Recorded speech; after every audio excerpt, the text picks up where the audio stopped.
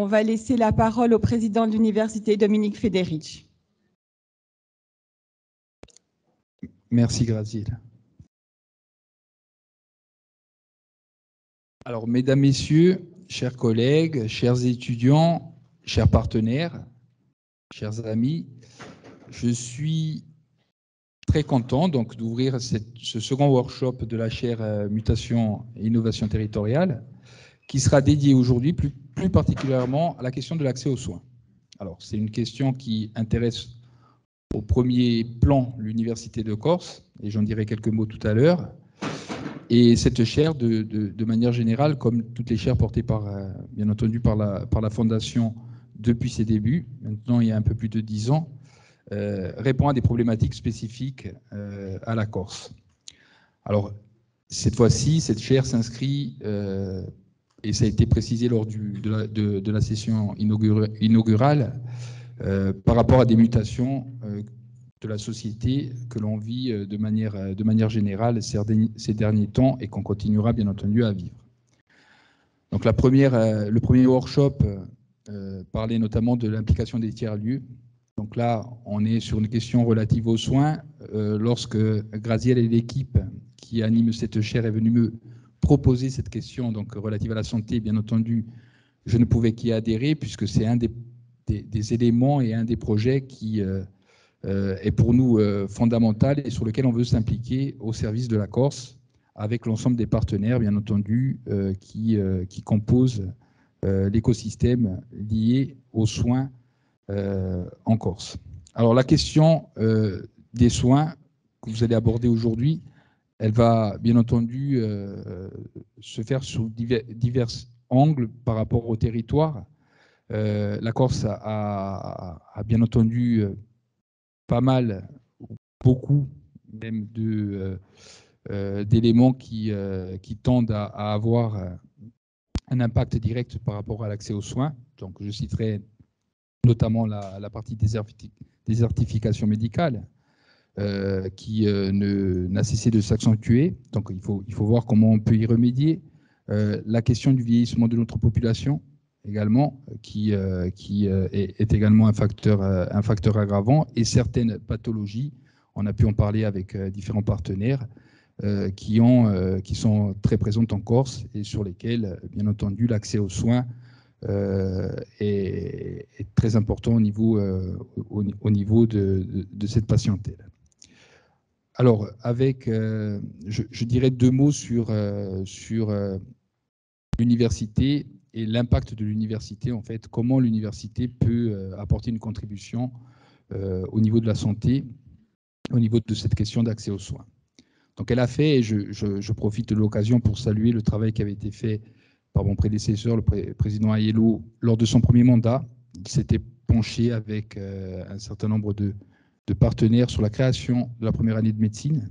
Donc première année de médecine qui a été ouverte non sans mal en 2004, qui est une réussite puisque, bien entendu, cette première année de médecine qui a subi différentes réformes est toujours présente à l'université. Elle nous permet d'avoir des partenariats avec des CHU, des universités partenaires du continent, et elle permet surtout, je pense que vous en parlerez cet après-midi, d'avoir également la possibilité d'avoir des étudiants formés en première année à Corté, qui suivent le cursus médical dans des universités partenaires et qui reviennent ensuite s'installer en Corse, facilités notamment par les stages de médecine générale qui sont financés par la collectivité de Corse et qui permettent en fait de fidéliser ces jeunes.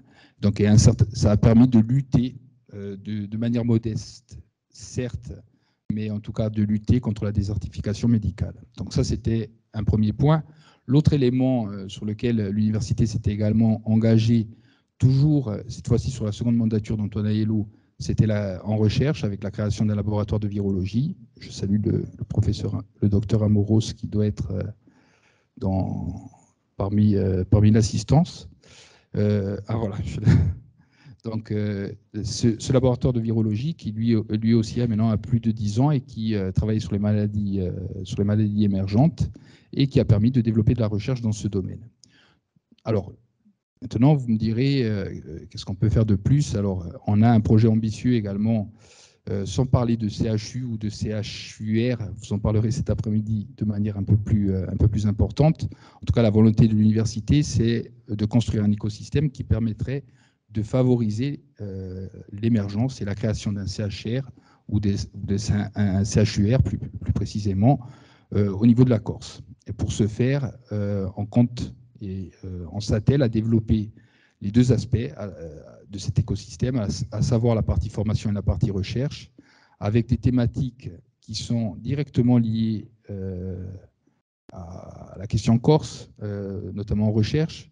Tout d'abord, les pathologies, une des pathologies qui est peut-être la plus présente, et on a eu avec nos partenaires de l'ORS une réunion relative notamment au registre sur ces questions-là, sur la partie cancérologie, donc avec peut-être une thèse qui pourrait se créer, qui pourrait être co-dirigée avec Aix-Marseille Université dès l'année prochaine. La question du vieillissement de la population également, avec la création du Living Lab, d'un Living Lab au niveau de l'Université de Corse, lié quand même à un master qui existe déjà, le master d'aide à la personne. Et sur la partie formation, la volonté affirmée d'ouvrir la seconde et la troisième année de médecine générale en tout cas, avec nos partenaires, bien entendu, les hôpitaux de Corse.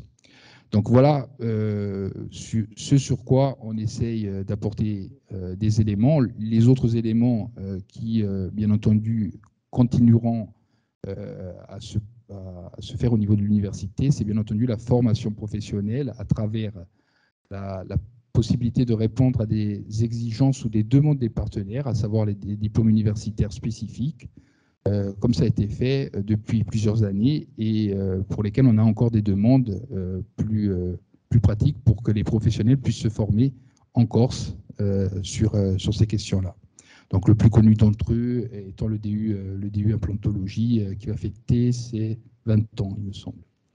Donc voilà pour quelques mots de l'implication de l'université sur ces éléments-là. En tout cas, soyez persuadés, et la preuve en est à travers cette chaire, que l'université mettra tout en œuvre pour apporter une contribution et que tous ensemble, je pense qu'on pourra réussir à améliorer cette question de l'accès aux soins pour notre population et pour notre jeunesse, bien entendu, dans les années futures.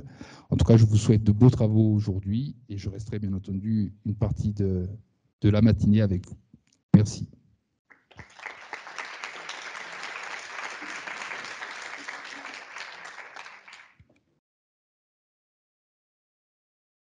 Merci, Président. Avec Paul-Antoine, on va avoir un petit mot d'introduction très rapide parce que la journée est chargée et on va laisser évidemment la parole aux experts qui ont été conviés à cette journée. Une journée qui est un peu particulière. La situation, vous le savez, est particulièrement sensible en ce moment. Donc, c'est pour ça que nous sommes tous les deux aujourd'hui au lieu d'être trois. Oui, du coup, bonjour à tous. Je ne sais pas si on ne s'est pas trop présenté. En fait, Graziella Louise, qui est la directrice de la Fondation et qui porte la chaire Mutation et Innovation Territoriale. Moi, c'est Paul-Antoine Bisgambi. Je suis aussi un des co-porteurs. Et vous avez le bonjour et Nathalie Lemmet, qui est la troisième personne qui porte cette chaire avec nous, s'excuse. Elle est un petit peu fatiguée. Et elle vous remercie de la participation. Et elle m'a rappelé de dire à tout le monde qu'il fallait enregistrer les débats parce qu'elle voudrait pouvoir les suivre par la suite. Donc très rapidement, un petit mot pour resituer en fait le cadre de cette journée. Comme l'a précisé le président en introduction, donc c'est une deuxième journée que nous organisons dans le cadre de la chaire Mutation et Innovation Territoriale.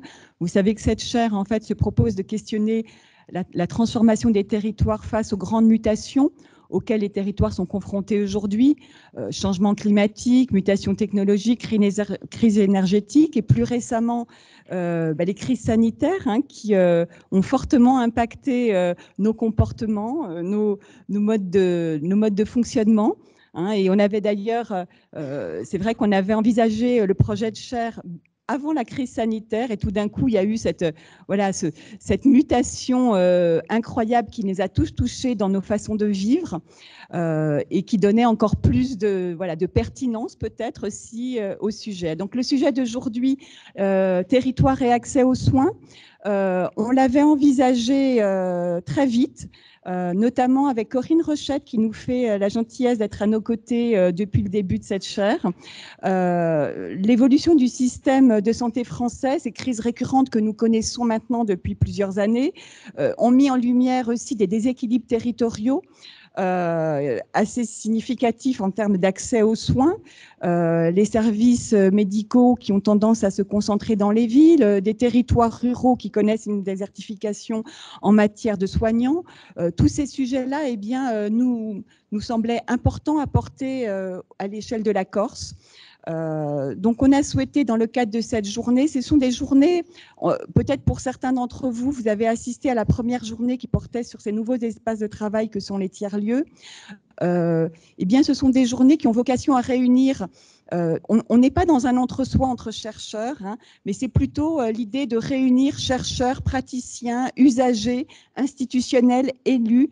L'objectif, c'est vraiment en fait d'être un moment d'échange, de partage, de retour d'expérience, de témoignage, également d'avoir des projets de recherche qui peuvent être aussi portés à la lumière des résultats qui ont été réalisés dans le cadre de ces projets et qui peuvent être partagés avec les participants à ces journées. L'idée aujourd'hui, c'est peut-être de dresser un constat partagé de la situation en matière d'accès aux soins que peut connaître la Corse actuellement, et aussi peut-être d'adopter un regard prospectif puisque eh bien, on va essayer de voir quels sont les leviers d'action mobilisables en termes d'accès aux soins. Quelles réponses on peut apporter? Je regarde notre ami Xavier en matière de situation complexe.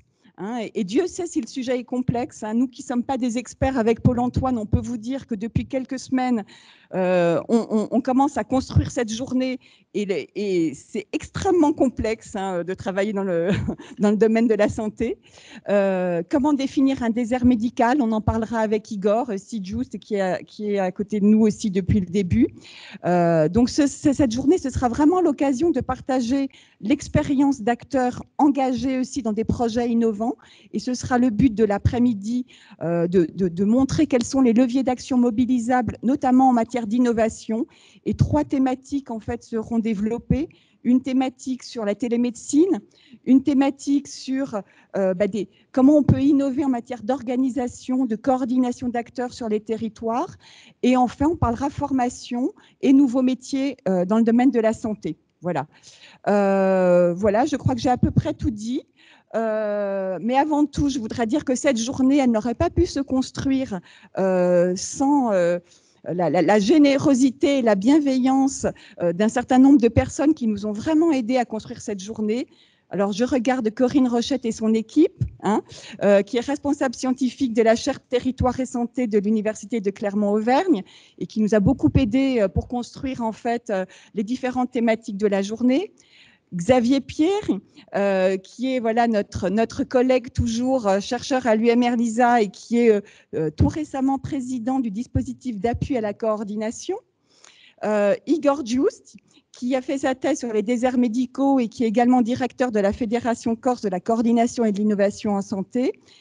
Et puis aussi, la petite équipe que Florent va organiser a fait venir de l'école de design de Nantes. Je dois dire aussi que la situation sanitaire étant quand même aussi assez complexe en ce moment, on a dû être assez agile. On parle beaucoup d'agilité là en ce moment, c'est d'ailleurs assez agaçant. Mais on a dû être assez agile pour trouver un backup. On avait aussi un animateur qui devait être à nos côtés, qu'il était lors de la première journée, qui est Roger Antèche, et qui lui aussi, pour des raisons médicales, n'a pas pu être là aujourd'hui.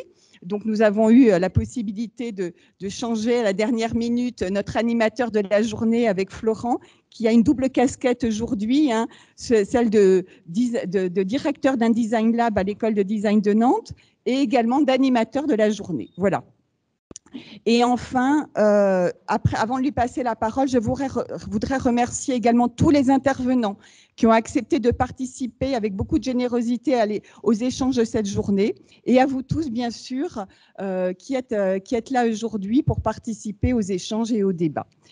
Juste une petite chose, donc vous avez pu voir que l'ARS n'était pas présent aujourd'hui. Ils ont été invités, mais ils nous ont bien précisé que la période électorale faisait qu'ils avaient un devoir de réserve et qu'ils ne pouvaient pas prendre la parole directement dans le cadre de table ronde. Donc voilà, je souhaitais le préciser également aujourd'hui. Et voilà, je ne sais pas… Oui, on peut juste finir en remerciant les petites mains, comme on les qualifie souvent, qui nous ont largement aidés à organiser tout ça. Anté n'est pas là, elle joue son rôle de maman parce qu'elle aussi elle a un enfant un petit peu fatigué. Et il y a Anna et Morgane qui sont dans la salle, qui se reconnaîtront et qu'on remercie énormément. Florent nous demande de l'excuser, il n'a pas réussi encore à mémoriser tous les acronymes que vous utilisez. Donc, Bon, Florent, on te laisse la parole. Oui, merci pour cette introduction. Ça met vraiment à l'aise, Paul-Antoine. C'est cool. Voilà, Florent Orsoni, donc j'ai le plaisir d'accompagner au nom de l'école de design Nantes Atlantique cette chaire. C'est vrai qu'on est sur une belle coopération. Aujourd'hui, donc on a 3 étudiants qui sont là-haut. Qui sont, vous pouvez les voir derrière, là ils vous font coucou, donc on a Samuel Enoga, Hortense Langlo et Charlotte Rucky qui travaillent sur un outil en fait de représentation de la complexité, parce que tu parlais d'acronyme, moi je parlerai aussi de complexité. Donc, vous connaissez à travers notamment les travaux d'Élodie tout ce qui est la facilitation graphique.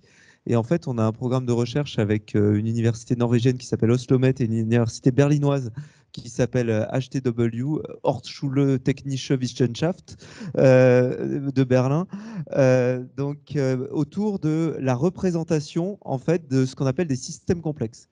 Et donc là, on avait un cas d'école absolument fabuleux. Et donc, on travaille autour de la représentation par les outils du design de systèmes complexes. Comment est-ce qu'on met en évidence des points de levier, comment est-ce qu'on met en évidence également des points de friction et des zones d'action. Et c'est un petit clin d'œil parce que c'est vrai que dans le cadre du master que dirige Élodie Guinoiseau, on a déjà fait quelques expérimentations dans ce sens, donc on poursuit et je voulais remercier évidemment l'Université de Corse et la chaire de se prêter aujourd'hui au jeu de cette expérimentation. Donc j'espère qu'on aura l'occasion de vous montrer un premier exemple de ce qu'est une gigamap. Donc on teste ça et je remercie également les étudiants présents. Alors, sur cette matinée, on va essayer d'aller assez rapidement. Je vais demander à Sébastien Fleuret, mais pour gagner du temps, donc à Charlotte Lhomme, Lucia Memi, Laurent Carligne et Bianca Fadi, Xavier Pierre de venir sur scène. Je crois que Jean-Félix Aquaviva devrait arriver également prochainement pour qu'on puisse démarrer. Sébastien, tu peux d'ores et déjà venir ici pour une table ronde que je veux assez dynamique, assez en mode question-réponse. Voilà, on a essayé de préparer un fil rouge ensemble et je remercie les intervenants pour eux aussi leur souplesse parce qu'on a retravaillé évidemment le fil rouge récemment. Et je vais passer la parole donc à Sébastien Fleuret, qui est directeur de recherche UMR CNRS Espace et Société donc à Angers. Et donc ce que va nous présenter Sébastien, c'est une vision peut-être un peu élargie de la question du soin peut-être ou de la question de santé et territoire. Voilà comment la question de la santé finalement s'explose un peu dans la notion de territoire. Tu vas nous dire un petit peu tout ça, comment tu vas nous faire peut-être changer de lunettes sur la vision de la santé. Bonjour, tout d'abord merci pour l'invitation, c'est un plaisir pour moi de découvrir la Corse, même si c'est un peu express, donc je pense qu'il faudra revenir plus durablement. Donc moi effectivement je suis géographe de la santé et depuis 25 ans maintenant que je fais des recherches dans ce domaine, j'ai appris que la première réaction des gens quand on dit géographie de la santé, c'est mais qu'est-ce que c'est ?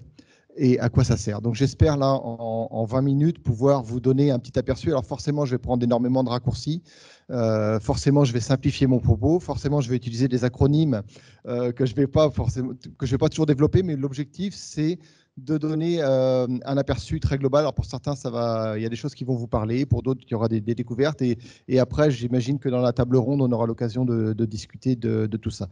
Donc, la question sur laquelle je suis parti, c'est en quoi est-ce que c'est légitime, en quoi est-ce que c'est pertinent de mettre côte à côte les mots santé et territoire. J'ai pris des notes, mais en fait, je sais que je vais les abandonner au bout de 3 minutes parce que ça va me fatiguer. Je vais remonter un petit peu dans le temps. La première illustration que je vous propose ici, à gauche, nous ramène au milieu du 19e siècle, dans le quartier de Soho, à Londres, qui n'est pas encore le quartier hype que c'est devenu aujourd'hui, qui est un quartier relativement pauvre, et dans lequel sévit une épidémie de choléra.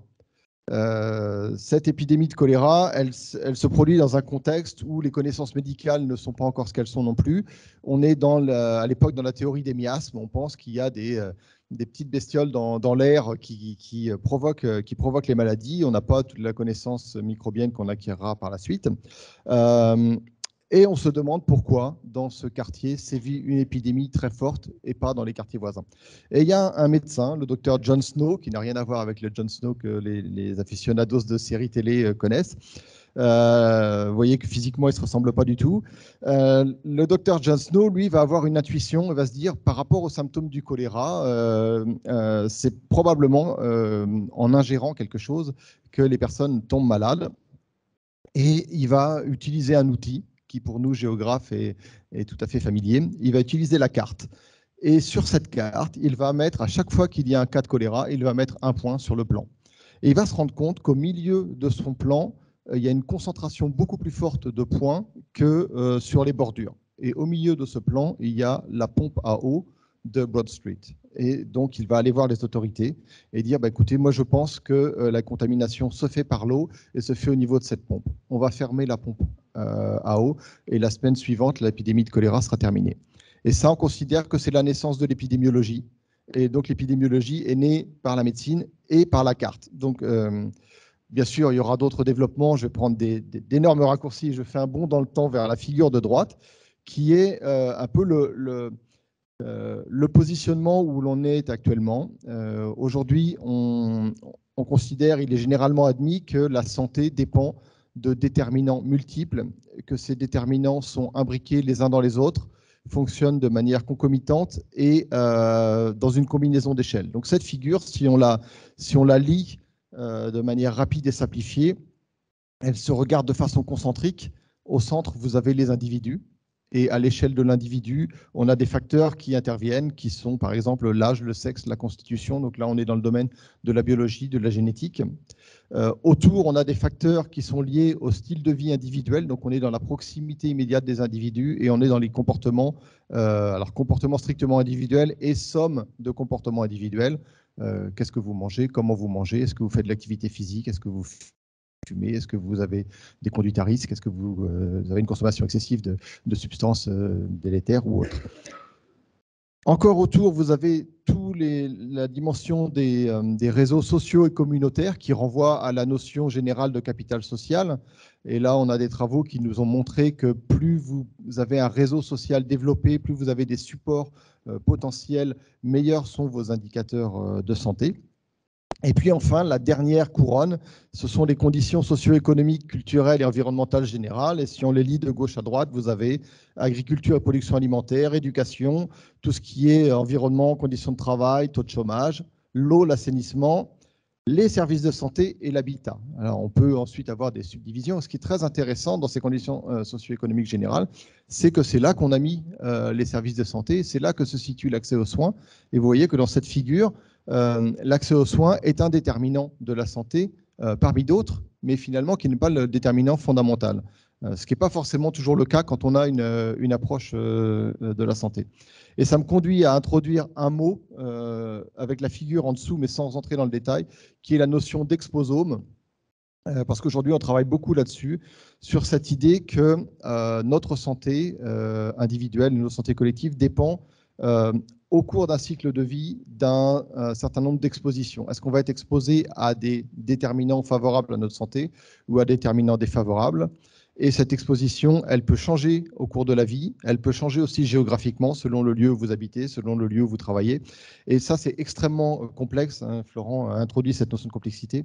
Et aujourd'hui, quand on fait de la recherche en santé et en géographie, on se frotte à toutes ces problématiques-là. Ah, je suis reparti dans le mauvais sens, pardon. Alors, ça nous amène à penser la santé de manière globale. Là, c'est des mots qui sont très à la mode, et à parler de décloisonnement. Donc, j'ai mis deux petites figures pour illustrer. La figure de gauche, vous avez deux barres d'histogramme qui vous représentent à gauche la part de mortalité évitable dans la mortalité avant 65 ans. Et on est sur des proportions. Vous voyez que 30% de la mortalité serait évitable par un meilleur fonctionnement du système de soins et 60% par une prévention des risques individuels. Et puis dans l'histogramme de droite, vous avez la structure de la dépense courante en santé et vous voyez que 94% de la dépense va sur la consommation de soins et de biens médicaux et de dépenses pour les maladies, et que les dépenses de prévention, c'est 2,2%. Alors ça fluctue d'une année à l'autre entre 2,2 et 2,7, mais ça reste largement disproportionné. En tout cas, c'est sans équivalent avec l'objectif de réduction de la mortalité prématurée. Et ça s'explique, c'est pas scandaleux, c'est logique que la dépense courante de santé aille vraiment sur le curatif. La problématique, elle vient de ce qui est représenté dans la figure de droite, du fait qu'on raisonne beaucoup en silo et on raisonne avec une comptabilité nationale qui est assez traditionnelle. On investit dans l'éducation, on mesure les impacts dans l'éducation. On investit dans l'environnement, on mesure les impacts en environnement. On investit en santé, on mesure les impacts en santé. Or, quand vous investissez dans l'éducation, vous avez aussi des impacts en santé. Quand vous investissez dans l'environnement, vous avez des impacts en santé. Donc, c'est ce qui est représenté sur le schéma de droite. Finalement, il faudrait une comptabilité beaucoup plus systémique ou analytique, beaucoup plus complexe, et ne pas se contenter de réfléchir secteur par secteur. Alors, bien sûr, c'est une louable intention. C'est beaucoup plus compliqué à faire dans les faits, mais je voulais introduire cette notion. Alors j'en viens maintenant à quelques cartes, puisque quand on invite un géographe, on s'attend à ce qu'il y ait des cartes, j'imagine.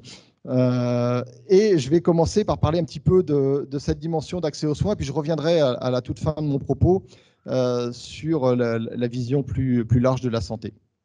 Quand on regarde l'accès aux soins, aujourd'hui, on a la chance d'avoir des chercheurs qui ont, je pense, fait des avancées assez importantes. Ici, je vous présente des travaux qui sont faits par l'IRDES, l'Institut de recherche et de documentation en économie de la santé à Paris, et qui ont développé l'accessibilité potentielle localisée, qui permet d'avoir une vision beaucoup plus fine que ce qu'on avait avant avec la simple densité médicale. Parce qu'avoir un médecin pour 100 000 habitants, ça ne veut pas dire la même chose selon que ce médecin, il travaille entre guillemets à l'ancienne, qu'il va faire 70 heures par semaine des visites domiciliaires, ou que vous avez un médecin qui a choisi de travailler à temps partiel, qui ne fait pas de visite et qui est en exercice collectif ou en exercice coordonné. De même, ce n'est pas parce que vous n'avez pas de médecin dans votre commune que vous êtes dans un désert médical. C'est ce que vous représente le premier schéma. On voit la zone bleue, c'est une commune, la commune A, qui a 735 habitants, qui n'a pas de médecin. Et à côté, vous avez la commune B, dans laquelle il y a 2 médecins. Et on voit qu'il y a des chevauchements. Et finalement, dans cet exemple-là, ce n'est pas problématique pour une grande partie des habitants de la commune A de recourir aux médecins de la commune voisine. Donc, dans ce calcul d'accessibilité potentielle localisée, on pondère géographiquement ce qu'on observe à l'échelle d'une commune par ce qui s'observe dans les communes voisines. De la même manière, on peut avoir des raisonnements en se disant que si vous habitez dans une zone périurbaine et que vous travaillez dans la ville-centre, par certains aspects, ça peut être plus avantageux pour vous de consulter vos médecins, vos professionnels de santé à proximité de votre lieu de travail plutôt qu'à proximité de votre lieu de résidence. Donc, est-ce que le lieu de résidence est systématiquement le point d'ancrage qu'on doit prendre quand on fait des mesures statistiques? C'est une question. Donc, cette accessibilité potentielle localisée, elle est cartographiée. Donc, la carte du milieu vous représente l'APL pour les médecins généralistes libéraux. Et la mosaïque que vous voyez représente finalement la cartographie urbaine des grandes, petites et moyennes villes de France. Ce qui est intéressant, c'est quand on commence à regarder en mettant des filtres. La carte de droite, c'est la même APL, mais cette fois-ci pour les médecins généralistes libéraux de moins de 40 ans. C'est-à-dire ceux qui ne sont pas au bord de prendre leur retraite et de laisser potentiellement un vide derrière eux. Et là, la carte, elle change quand même assez radicalement et on voit une concentration urbaine beaucoup plus forte et les zones rurales, là, pour le coup, qui sont complètement délaissées. Donc ça nous apprend que d'abord, la démographie médicale, elle va encore évoluer et qu'il faut l'anticiper quelque peu. Et ça nous dit aussi, mais là, on a des professionnels qui vont nous en parler dans la table ronde, j'imagine, que les pratiques ont aussi changé et les modalités d'installation. On s'installe de plus en plus en exercice collectif et on recherche de plus en plus les villes pour s'installer, comme l'a dit Graziella en introduction. Ensuite, je voulais vous montrer deux petits exemples à titre d'illustration pour vous dire qu'on ne voit aussi que ce qu'on veut bien regarder. La première carte à gauche représente l'accès à une spécialité qui est l'urologie. Et elle montre que l'accès aux soins est aussi dépendant d'une variable économique.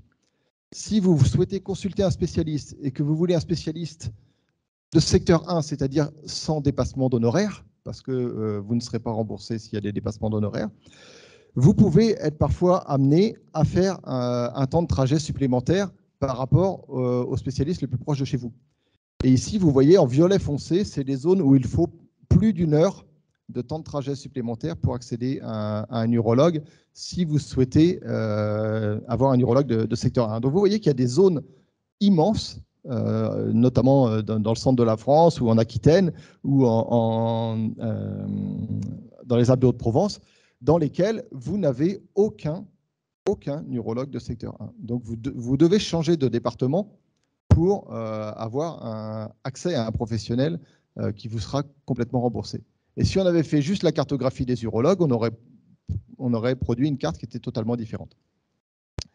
À droite, vous avez deux cartes qui vous représentent les territoires couverts par les maternités.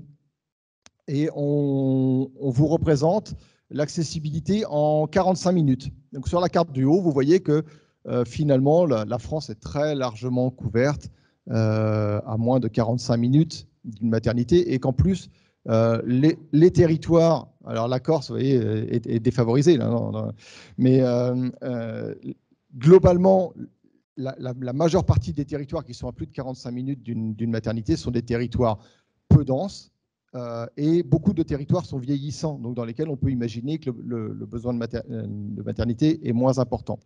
Ce qui ne veut pas dire que ce n'est pas problématique, mais en tout cas, c'est quelque chose qu'on devrait être capable de gérer.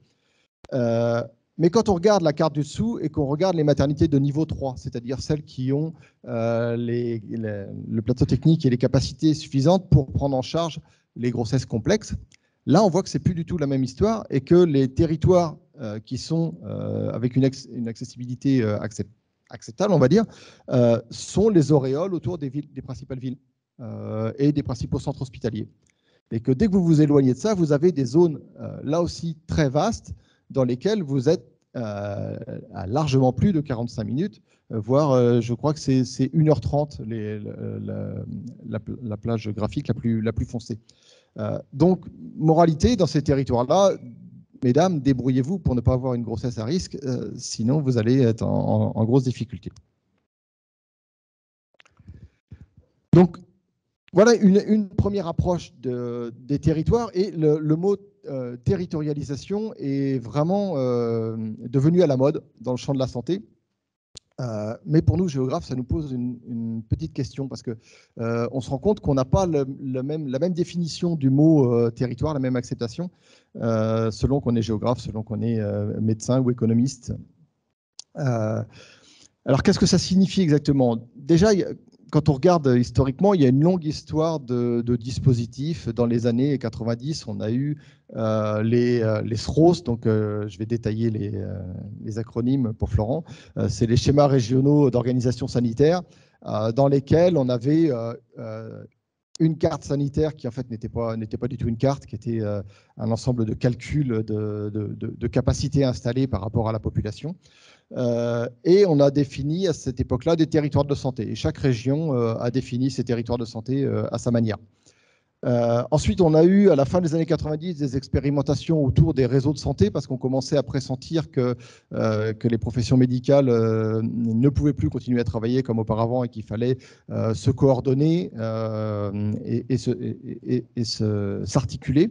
On a eu l'apparition de pôles de santé, puis de maisons de santé pluriprofessionnelles avec la loi Hôpital Patient Santé Territoire, et très récemment une loi de transformation du système de santé qui a créé les conférences de professionnels de santé sur les territoires, les CPTS. J'inverse toujours les lettres, moi aussi je me trompe, et puis les groupements hospitaliers de territoire. Et en fait, on va vers de plus en plus de dispositifs qui comportent le mot territoire, mais dans lesquels finalement, on a tendance à utiliser le mot territoire comme synonyme de proximité ou de local. Je ne sais plus lequel de nos dirigeants politiques a parlé de la France des territoires. Moi, je ne sais pas ce que ça veut dire, la France des territoires. Parce que je ne sais pas ce que c'est que la France sans territoire, finalement. Donc, on emploie le mot territoire en se disant, quand on a mis ce mot-là, c'est bon, on est local, on tient compte des réalités. Mais en fait, ça ne fait vraiment pas tout.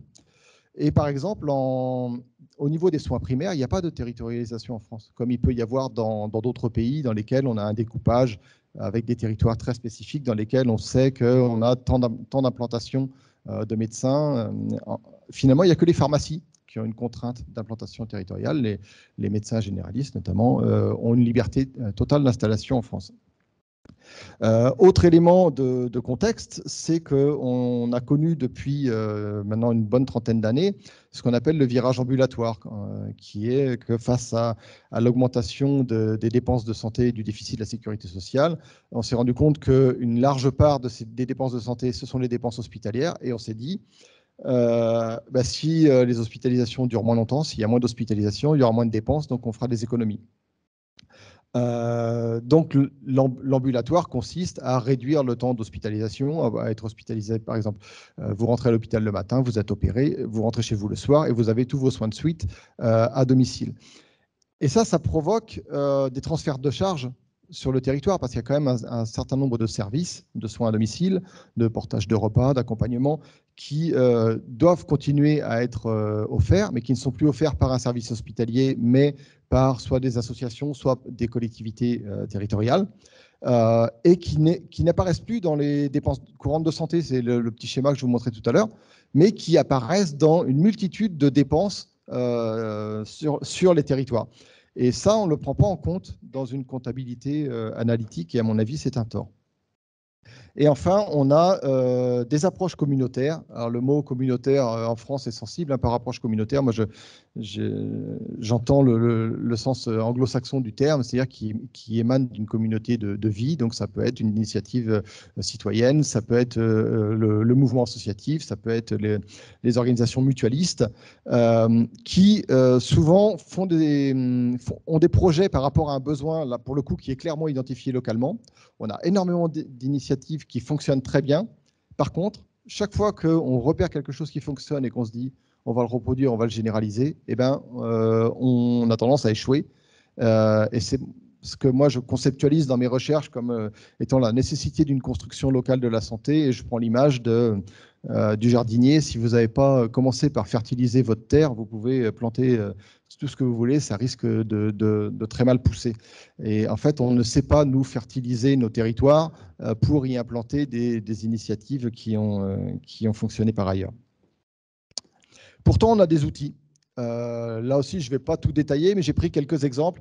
Là où on a le plus d'outils, entre guillemets, institutionnels, enfin même pas entre guillemets, institutionnels, c'est dans les politiques de la ville et dans les politiques à l'échelle de la ville. Alors, politiques de la ville, ce sont celles qui ciblent les quartiers prioritaires, les quartiers défavorisés. Et là, on a eu une succession entre les ateliers santé-ville, puis ensuite le volet santé des contrats urbains de cohésion sociale, qui ciblait précisément ces territoires-là. Et là, ça fonctionnait parce que le périmètre était défini, les acteurs étaient identifiés, les budgets étaient identifiés, donc on savait faire travailler tout le monde ensemble, mais ça restait sur des périmètres limités. Et plus récemment, depuis la loi HPST de 2009, on a les contrats locaux de santé, où là, on souhaite faire des approches horizontales, faire travailler ensemble tous les acteurs identifiés comme pertinents pour une problématique de santé qui serait identifiée à l'échelle d'une agglomération, d'un établissement intercommunal. Ça fonctionne de manière très, très disparate d'une ville à une autre. Cette horizontalité, on a du mal à la faire. La ville d'où je viens, à Angers, par exemple, ils ont complètement détourné le concept. Eux, ils se sont dit, on fait un contrat local de santé en santé mentale. Donc, ils ont abandonné d'emblée l'horizontalité. Un autre exemple, c'est le réseau des villes en santé de l'OMS, que je trouve très intéressant. Et le réseau des villes en santé, de manière très simplifiée, le principe, c'est quand votre ville adhère à ce réseau, elle s'engage à ce que dans tous ces secteurs de politique municipale, elle introduise la réflexion sur la santé. Et ça, c'est très intéressant parce qu'une ville du réseau Ville en santé de l'OMS va, quand elle a un projet qui touche la voirie, va se poser la question entre ces 2 ou 3 choix potentiels, lequel est le meilleur pour la santé. Même chose pour les parcs et jardins, même chose pour les politiques éducatives, sportives, etc., etc. Donc finalement, là, on sort la santé du strict champ biomédical et on le met dans tous les pans de l'action publique. Et puis un dernier outil dont je voulais parler, c'est les études d'impact en santé, qui se développent beaucoup dans le monde anglo-saxon, très timidement en France. Mais là, j'ai mis en illustration une grille que j'ai prise sur un exemple dans la ville de Rennes, où à l'occasion de la rénovation d'une crèche pour enfants, ils ont fait cette étude d'impact en santé. Et donc c'est en amont du projet d'aménagement, repérer les critères sur lesquels l'aménagement peut avoir un impact sur la santé et essayer de voir quel levier d'action on peut avoir. Alors sur certains critères, on va se rendre compte, conformément à la petite figure que je vous ai montrée tout à l'heure, que ça relève des conditions socio-économiques générales et on n'a pas d'impact à notre petite échelle.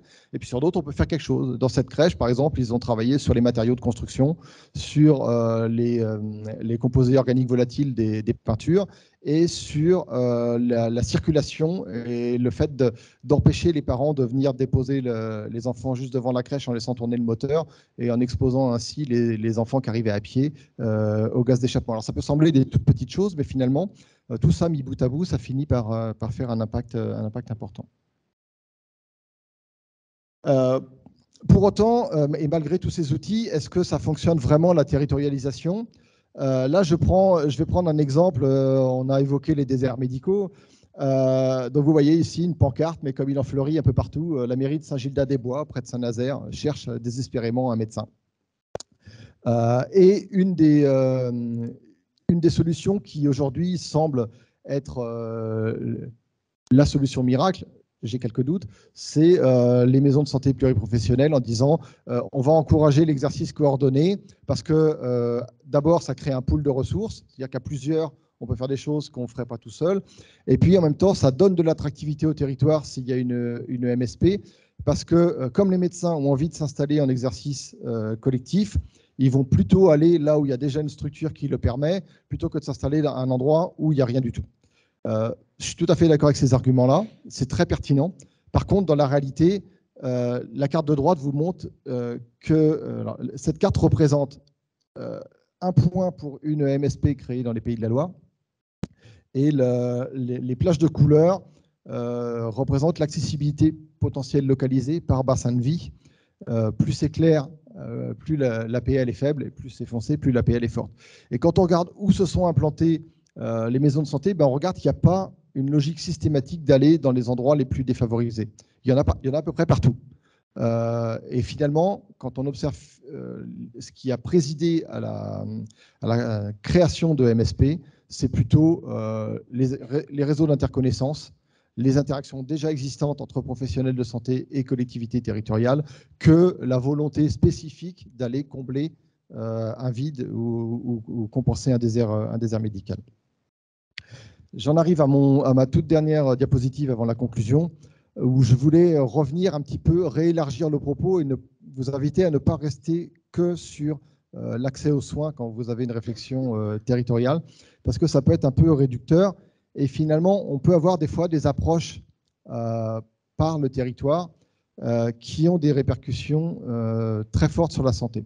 L'exemple que je prends ici, il est nord-américain et il renvoie à un concept qui s'appelle walkability, donc qui a été traduit en français par la marchabilité. Et ça consiste à étudier dans les espaces urbains s'il est facile ou difficile de privilégier le déplacement à pied par rapport à l'usage de la voiture. Et par extension, on étend tout ça à l'ensemble des mobilités douces, c'est-à-dire qu'on peut imaginer des projets d'urbanisme qui tendent à réduire l'usage de la voiture et favoriser l'usage du vélo, de la trottinette ou de la marche à pied.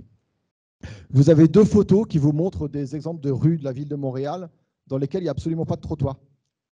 Vous passez de la chaussée au jardin privé. Donc, si vous voulez vous déplacer à pied, vous êtes obligé de marcher sur la chaussée ou chez les gens. Vous avez une carte à droite où des collègues géographes de Montréal ont fait une typologie de la facilité à se déplacer à pied sur les trottoirs du quartier de Rosemont, en incluant des paramètres tels que les obstacles, les endroits où si vous avez des problèmes d'autonomie ou des incapacités physiques, vous allez vous heurter à un trottoir qui n'est pas surbaissé, ou vous avez des gens qui vont se stationner systématiquement en chevauchant le trottoir, ou vous avez des rues qui sont déneigées qu'une fois par semaine en hiver, et à Montréal, Dieu sait que ça compte. Et en fait, on se rend compte que quand on travaille ces dimensions-là et qu'on favorise les mobilités douces, on a plusieurs impacts directs sur la santé. Le premier, ce qui est celui recherché par les chercheurs, c'est de diminuer la sédentarité et de permettre aux gens d'être plus actifs, ce qui a un impact sur l'obésité, le surpoids et l'obésité, qui a un impact sur les risques de maladies cardiovasculaires et ainsi de suite. Le deuxième impact, c'est la petite figure qui est au milieu en bas, c'est que vous allez avoir tendance à rendre les espaces plus accessibles pour les personnes en situation de handicap, mais pas uniquement. On est tous des personnes potentiellement en perte d'incapacité dans le cycle de notre vie. En vieillissant, on sait qu'on est à risque d'avoir des difficultés de mobilité. Donc, si l'espace a déjà été pensé pour être plus praticable, plus inclusif, ça va avoir des bénéfices et ça va favoriser l'autonomie, notamment des personnes âgées, et qui a de très fortes répercussions sur leur santé. Et puis, dernier point, c'est cette illustration ici à gauche, qui est issue d'une étude qui a été faite aux USA et qui montre la corrélation qu'il y a entre le fait d'apaiser la circulation dans un quartier et le capital social. On vous dit, quand la circulation est légère, dans le quartier où la circulation est légère, on mesure à peu près 3 amis par personne et 6,3 connaissances par enquête. Donc les gens, quand ils nous décrivent leur réseau social, ils sont à 3 amis, 6,3 connaissances. Et quand la circulation est intense, on tombe à 0,9 amis et 3,1 connaissances. Donc en fait, apaiser la circulation, favoriser les mobilités douces, permet de développer le réseau social. Et on sait que le capital social a un impact direct sur la santé des personnes. J'en arrive à ma conclusion. Donc je suis vraiment, c'était vraiment un survol express, mais les points sur lesquels je voudrais insister pour terminer, c'est que tout d'abord, le territoire, finalement, dans les politiques de santé, il est vu comme un périmètre d'action. Or, quand on regarde le territoire et la santé de manière plus globale, on devrait prendre en compte les espaces vécus et les pratiques des habitants sur ces territoires. Et là, on changerait certainement de paradigme, de raisonnement. Deuxième point, c'est que la santé reste un impensé relatif malgré d'énormes progrès. Quand j'ai commencé ma carrière de chercheur, c'était juste après le Congrès des maires de France de 1995 qui portait sur la santé. Et on avait une majorité de maires qui avaient dit à l'époque la santé, ça ne peut pas être une responsabilité municipale parce que ça créerait trop d'inéquité entre les communes riches et les communes moins riches. Parce qu'ils raisonnaient en termes de comptabilité de la santé et de soins. Aujourd'hui, je pense que presque plus aucun maire ne dirait ça parce que tout le monde a compris que, y compris dans des interventions qui sont de secteur extérieur à la santé, on peut avoir un impact sur un ou plusieurs déterminants de la santé et donc un effet sur la santé des populations. Et enfin, dernier point, comme l'a dit Graziella, on sort, enfin on espère sortir de la crise du Covid. Et chez moi, ça renforce une conviction, c'est qu'on ne peut pas se contenter de penser la santé que quand il y a une crise, que quand il y a un problème, que quand on se dit, ah bah tiens, on n'a plus de médecin, ah bah tiens, il y a une pandémie, et qu'il faut le penser très en amont parce qu'il y a une très forte inertie et que quand on commence à agir en santé, on ne voit les résultats que de nombreuses années plus tard. Voilà, je vous remercie beaucoup pour votre attention. Merci Sébastien.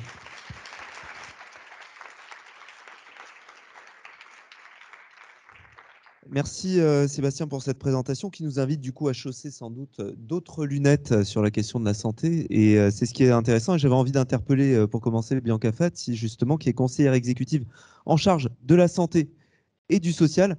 Et je pense qu'il y a justement quelque chose d'assez intéressant qui vous avez peut-être aussi cet autre regard sur la santé.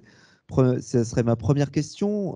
Cette vision santé-territoire, comment est-ce qu'elle résonne chez vous en tant qu'acteur de la collectivité de Corse, en tant qu'acteur majeur évidemment du territoire, et également comment vous vous situez par rapport à tous ces dispositifs et acronymes, voilà, quel est le rôle de la collectivité? Donc, il faut pour cela que nous puissions avoir une approche de la prévention. Et je pense que c'est très important à l'heure actuelle, avec, vous l'avez dit, des déserts médicaux, un manque de médecins, mais un manque aussi de vocation, je pense. On le voit, nous, au quotidien, puisque nous sommes praticiens tous les deux avec mon collègue de droite. Donc, il y a quand même quelque chose à revoir au niveau de notre système de santé dans sa globalité. Ça, c'est la première des choses. Ensuite, la collectivité, vous l'avez dit dans mon mandat, a ce médico-social. Et c'est là où je veux en venir, avec une approche très importante et systémique de la personne. S'il n'y a pas au niveau social une bonne santé, c'est le cas de le dire, économique, eh bien les gens seront plus malades. Donc il y a aussi cette approche, si vous voulez, que nous voulons rendre. Donc au cours des 4 dernières années, j'étais déjà moi en charge de ce mandat, nous avons pu élaborer, ça paraît un petit peu technique, mais 2 schémas. Alors un sur l'enfance, parce que l'enfance c'est très important à mes yeux. Je pense que par rapport aux politiques de santé et aux politiques sociales, il faut absolument passer par l'enfance et ça implique aussi leur santé sur le plus long terme. Donc nous avons élaboré également un schéma sur la personne âgée. Le président de l'université, je ne le vois plus, mais il est dans la... Ah oui, il est là. On a parlé notamment sur la prise en compte. En Corse, on dit Vitia Ben Casazoia, donc bien vieillir. Sur le bien vieillir, si vous voulez, actuellement, qu'est-ce qui se passe à l'hôpital et même dans les cabinets, nous avons énormément de personnes âgées. D'accord, c'est une région très vieillissante. Et il faut, pour que l'on puisse avoir une meilleure approche et de santé de ces personnes âgées, les accompagner, ce qui vieillissent mieux, puisqu'on vieillit plus vieux. Donc, on a fait plusieurs propositions et entre autres, une technicothèque. Vous en avez parlé, Monsieur le Président, le Living Lab, donc, que nous accompagnons donc l'université sur ce projet, qui nous permet d'avoir une approche en aide technique de manière à ce que les personnes âgées chez nous puissent vivre le plus longtemps possible au domicile. Ensuite, je vous répondrai sur les déserts médicaux à plus spécifiquement. Alors, je pense qu'il y a quelques régions en Corse, je parle de la Corse là, où il y a quand même des jeunes qui se sont installés, des jeunes qui ont fait leurs premières années d'études de médecine à Corte et qui sont revenus. Ensuite, nous avons quelques zones qui sont encore blanches. Je pense notamment à la région du Niol, à la région de la Plaine orientale. Et là se pose le problème. Il faut qu'on accompagne ces jeunes pour qu'ils s'installent, mais on ne peut pas les forcer, à mon sens, à s'installer. Vous avez cité quelque chose en disant il y a des zones où on demande des médecins, etc. J'entends certaines personnes en politique, notamment, et au travers de la campagne présidentielle qui s'est déroulée, dire il faudra obliger les médecins à s'installer dans des zones de désertification médicale. Moi, je ne pense pas qu'on puisse installer des jeunes médecins, qu'on puisse obliger des jeunes médecins à s'installer. Par contre, il faut peut-être les accompagner de plus en plus, les repérer dès la première année et les accompagner sur leur exercice. J'en viens à quelque chose de très important, c'est le stage chez le médecin généraliste. Quand vous avez connu votre médecin, vous avez peut-être tendance à vous installer dans ce cabinet. Donc ça, c'est la première des choses. Il y a d'autres pistes qu'a exploré la collectivité. Nous avons accompagné donc les jeunes médecins qui s'installent dans le rural, vous savez qu'il y a un zonage qui est fait par l'ARS. Bon, l'ARS ne peut pas être là aujourd'hui puisqu'ils sont en période de réserve, mais il y a un zonage qui est fait par l'ARS. Nous, sur la collectivité, nous avons notre propre zonage parce que nous voulons accompagner des médecins dans certaines zones désertifiées. Donc ça, c'est la deuxième des choses. Ensuite, nous accompagnons, vous l'avez dit, les CLS, les maisons de santé, parce que ça paraît très important. Effectivement, il y a un exercice maintenant qui est coordonné et qui n'est plus l'exercice que nous avons pu connaître par le passé.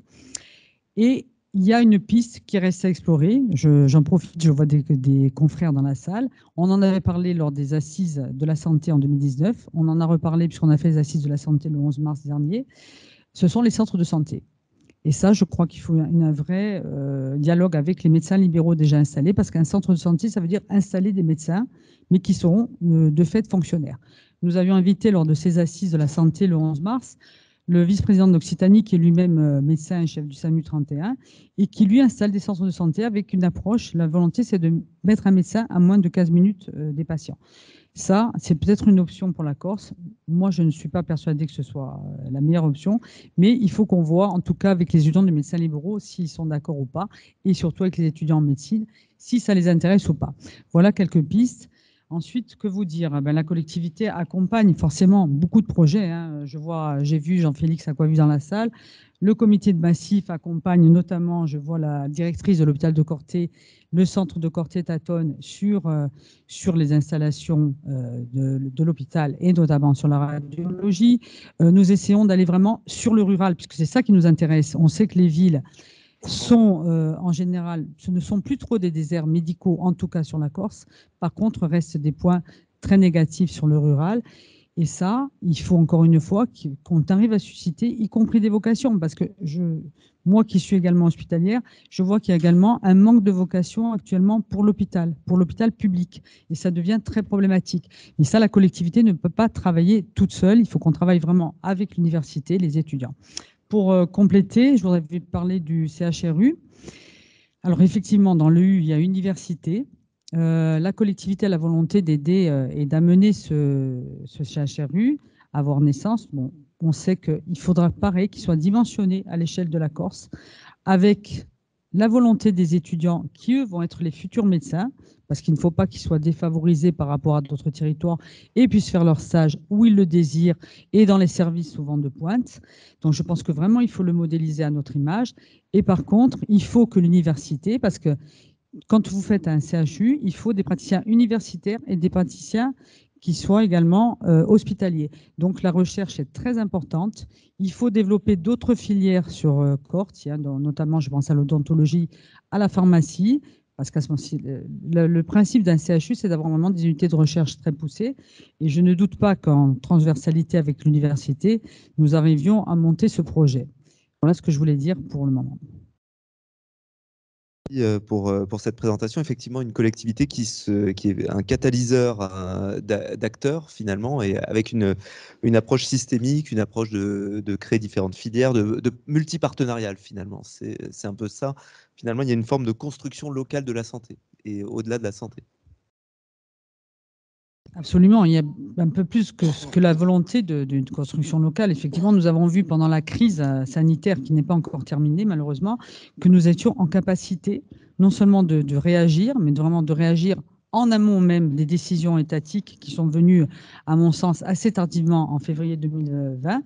Il n'y a pas que cette volonté, il y a la volonté d'aller vers vraiment une compétence en santé, comme dans d'autres régions de France, d'ailleurs. Je reprends le cas de l'Occitanie, où également eux-mêmes se sont rendus compte. Si vous voulez, la crise a révélé déjà, vraiment, il y avait déjà des carences au niveau de l'hôpital public, notamment, avec des désengagements, moins d'embauches, etc.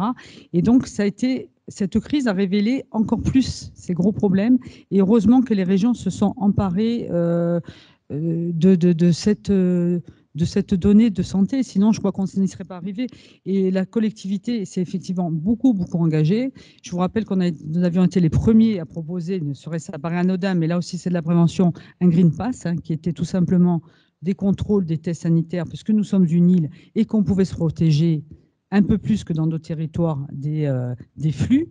Et finalement, on s'est rendu compte qu'on était bon.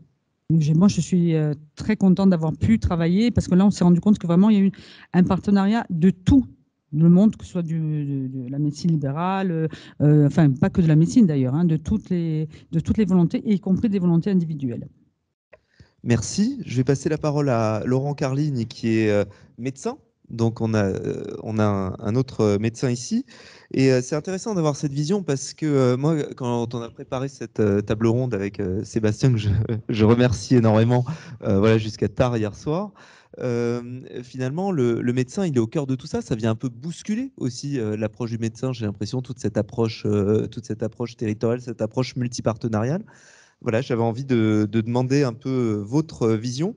Et puis, vous êtes de l'Union régionale des professionnels de la santé aussi, donc il y a sans doute des initiatives que vous coordonnez dans ce sens-là. Oui, tout à fait. Bonjour.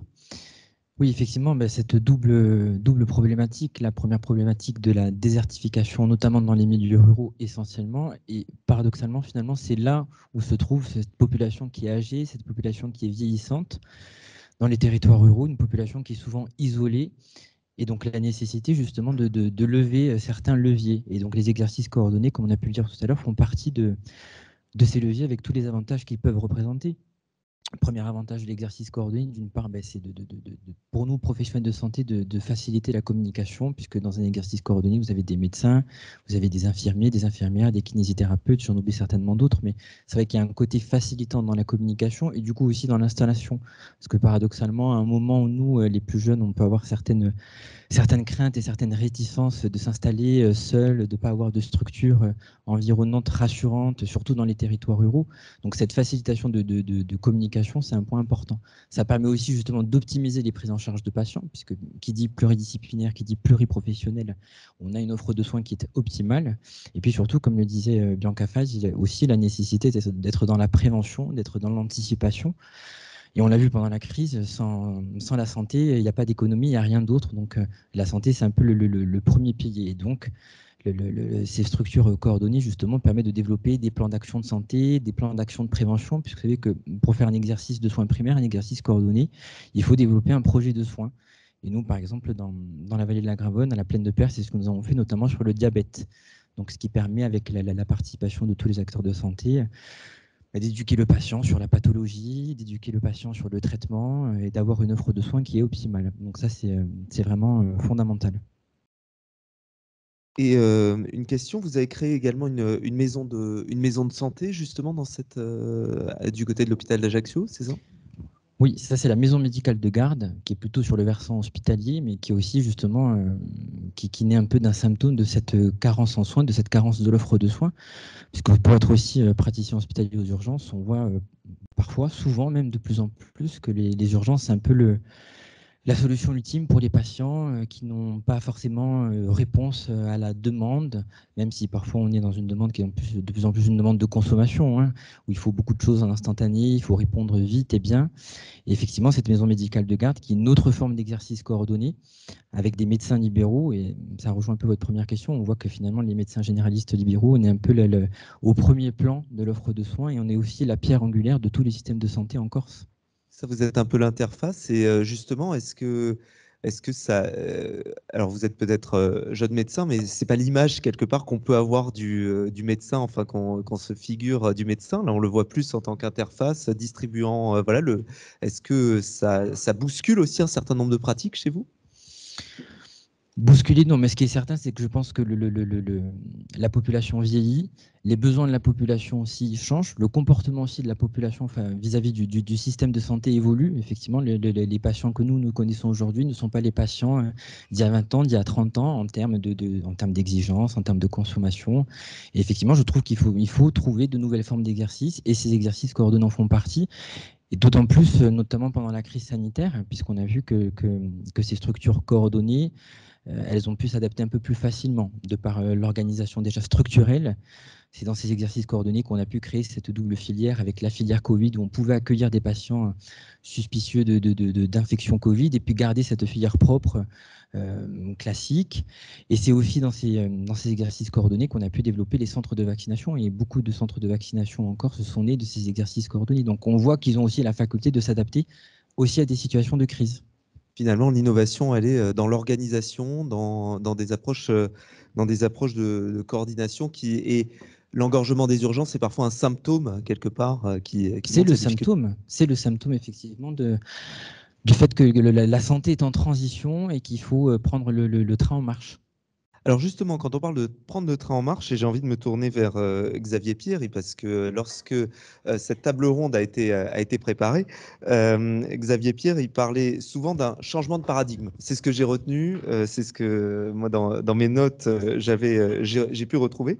Et changement de paradigme autour du parcours patient, voilà, est-ce que vous pouvez nous en dire plus, et nous en dire plus sur ce que c'est que la DAC?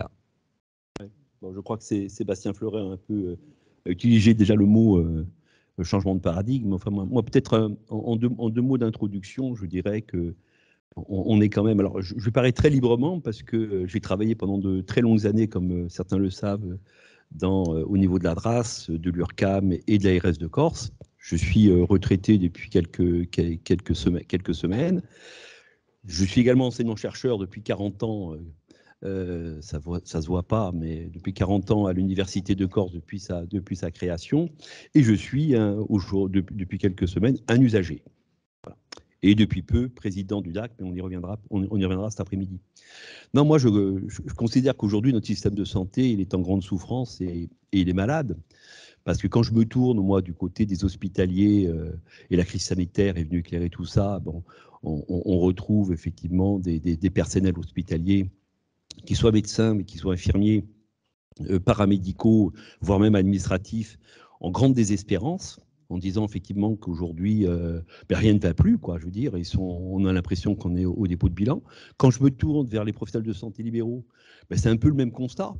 Aujourd'hui, je ne connais pas, à part quelques médecins, mais j'aurai l'occasion d'y revenir, qui se sentent un peu mieux dans leur pratique et dans leur façon effectivement d'exercer, mais ça ne va pas, mais c'est vrai aussi pour l'ensemble des acteurs de santé. Donc aujourd'hui, il est nécessaire que notre système de santé se transforme.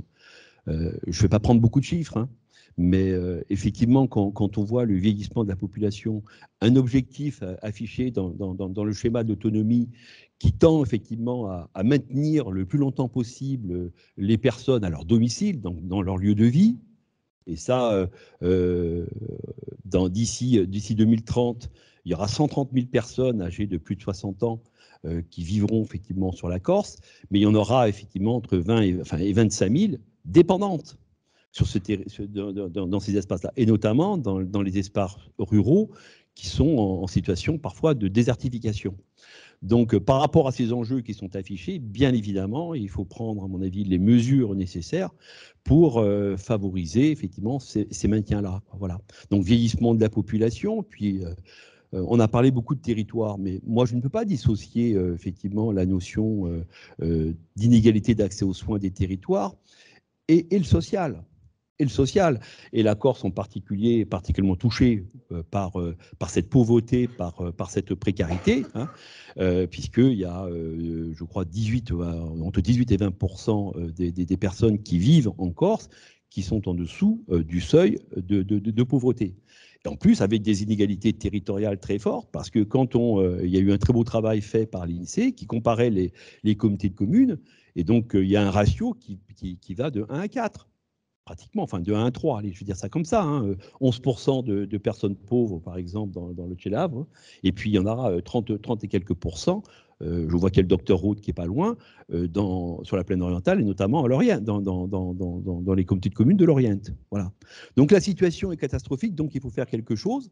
Le système aujourd'hui ne répond plus à la demande de soins, et donc il faut changer de paradigme. C'est quoi le changement de paradigme? C'est la prise en compte, quelque part, du parcours du patient, et il y a plusieurs types de parcours, hein. On aura peut-être l'occasion d'en revenir, notamment dans des exemples d'innovation, hein. Il y a le parcours bien sûr de soins, mais vous avez parlé également que le soin, c'est pas la santé, mais il y a le parcours de santé, et vous l'avez quand même évoqué, il y a le parcours de vie. Voilà. Donc il y a toutes ces notions-là qui peuvent s'emboîter, mais qui ne s'emboîtent pas parfaitement. Mais aujourd'hui, je dirais le parcours du patient, c'est en quelque sorte la prise en charge globale du besoin du patient au plus près de chez lui. Là aussi, la notion de territoire, effectivement, intervient. C'est quoi le changement de paradigme? C'est qu'aujourd'hui, alors je vais faire peut-être une caricature, ça sera peut-être débat, mais aujourd'hui, un patient, notamment, je vais prendre l'exemple d'un malade chronique, hein, voilà, eh ben, il se débrouille un peu tout seul. C'est-à-dire qu'il doit s'adapter aujourd'hui à l'offre qu'on lui propose de soins sur son territoire. Alors, le territoire étant emboîté, hein, et je fais référence aussi au territoire métropolitain. Hein, voilà. Mais il se débrouille un peu tout seul. Bon, il est quand même accompagné hein, par un médecin, mais le changement de paradigme, c'est qu'on inverse effectivement ce processus-là. C'est plus le patient qui s'adapte au système, mais c'est les acteurs de santé sur un territoire qui doivent s'adapter aux besoins du patient.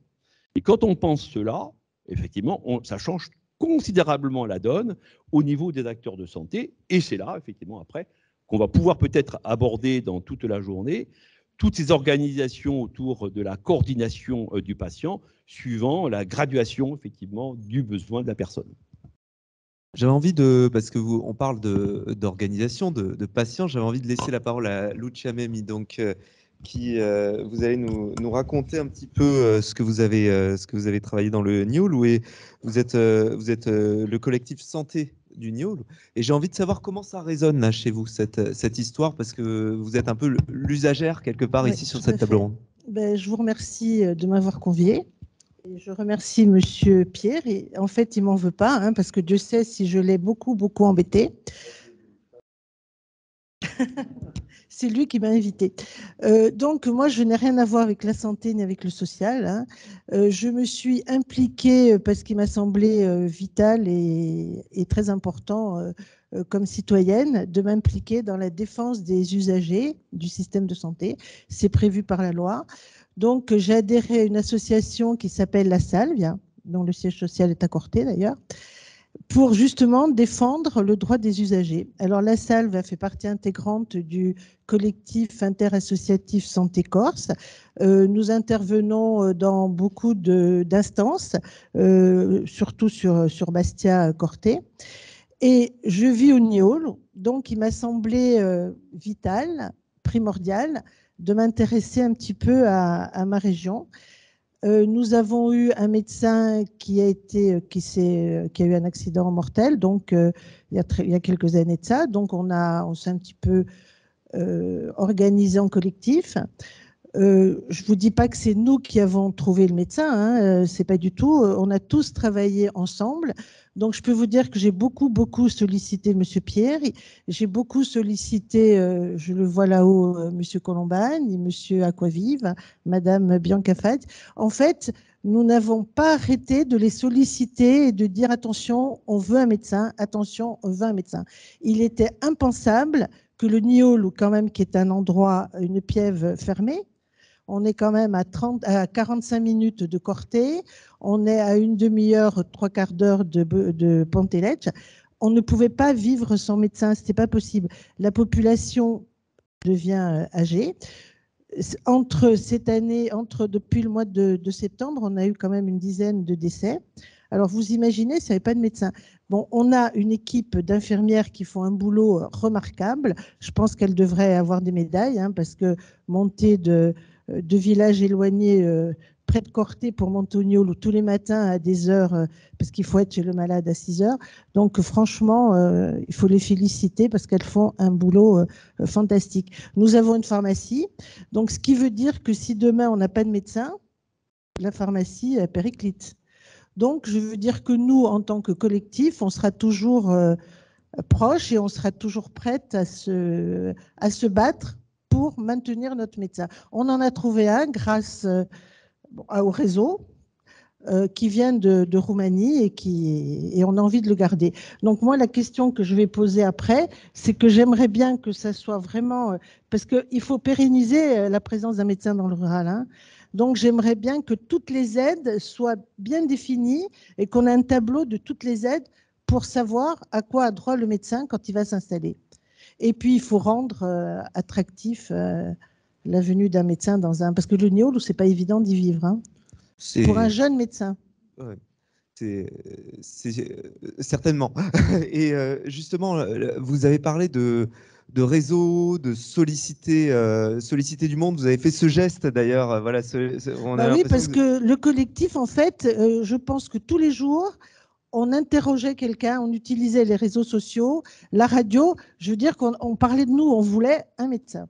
Voilà. Ça prouve qu'il faut une approche multi-acteur quelque part pour justement pouvoir répondre à ces besoins et ces demandes. Il faut avoir une approche coordonnée et je reconnais que M. Pierre, il nous a beaucoup aidés puisqu'il est monté très souvent rencontrer les équipes de soins là-haut.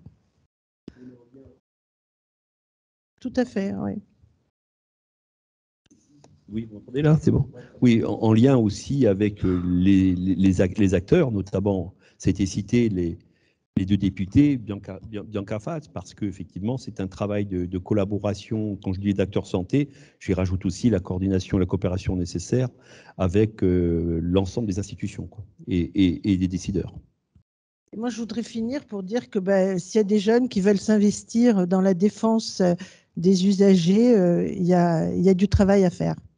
On n'est pas du tout là pour attaquer ni le système, hein. On est là pour apporter notre aide et faire évoluer les choses. Et créer du réseau. On voit bien que c'est un effort qui est assez collectif et qui doit être quelque part assez coordonné entre les différents acteurs. En tout cas.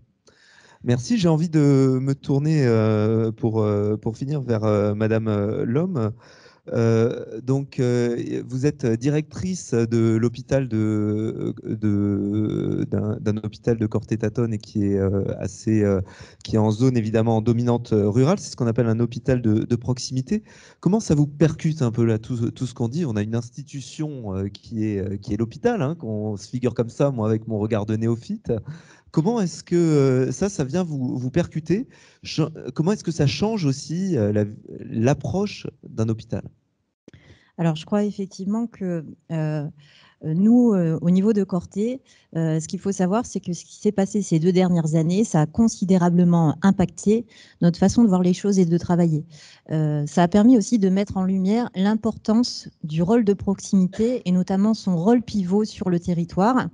C'est vrai que l'hôpital de Corté, comme me disait un de mes collègues, dans ton hôpital, il y a de tout un peu. C'est une maison de poupées, en fait.